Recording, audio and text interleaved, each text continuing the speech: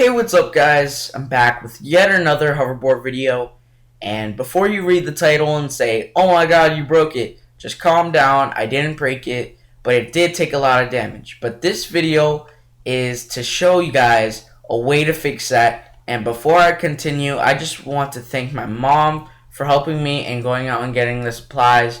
But let's just get started with this tutorial. First, you're going to need supplies. So for this little project of mine, I use tread tape, permanent mounting tape, spot putty, and some sort of car paint pen. And if you guys don't know what I'm talking about, you guys can see it on the screen, and you can buy a different color depending on what color your board is, but mine is black, so I got the black car paint. So next, obviously, you're going to need the hoverboard. Now, what you're going to want to do next is put some spot putty. As you guys can see, I use this type of spot putty, which I got from an auto parts store. And if you scratched, scuffed, or even cracked your board, just put this putty on those spots where there's damage and just let it dry for a bit.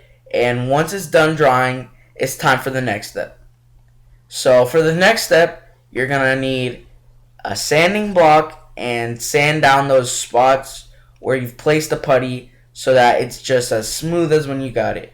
But don't sand it down too hard.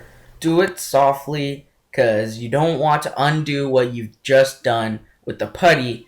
But if you are worried about messing it up, then just use a nail file and file it down just like you would with the sanding block. And once you're done with that, it's time for the next step. Now, for the next step, you're going to need that car paint that I told you about. Now, if your board is a different color than the putty, then just use the paint on the spots that the putty was placed. So the car paint pen I got came with the sealant to make sure that the paint is protected. So if you guys have a paint sealant, then just put some on the spots where the paint was and just let it dry.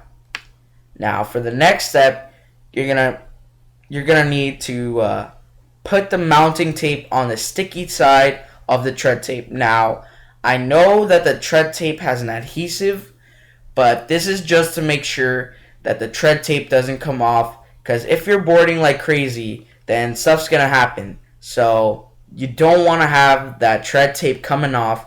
So just put that mounting tape on the back of the tread tape and you're good to go for the next step. Now, the next step is optional because it's just for looks. So once you put the mounting tape, you're going to see the white edge all the way across the tape. Now to disguise that, you're just going to grab a Sharpie and just color the whole white edge black. And once you've done that, you're done with that step.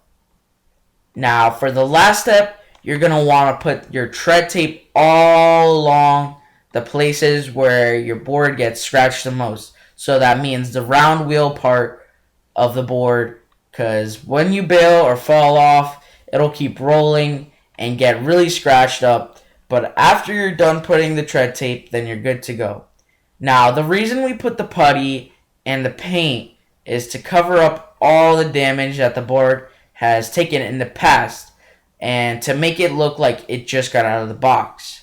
Now, the tread tape is for those times when you bail or fall off your board and it starts rolling and bouncing and starts to get damaged. So the next time that does happen, the tread tape will be there to protect your board from taking so much damage. But I'm going to leave you guys with two little clips showing how the tread tape protects the board. So if you guys enjoyed this video and found it to be useful, then hit that like button and subscribe for more hoverboard videos. See you guys later. Peace out.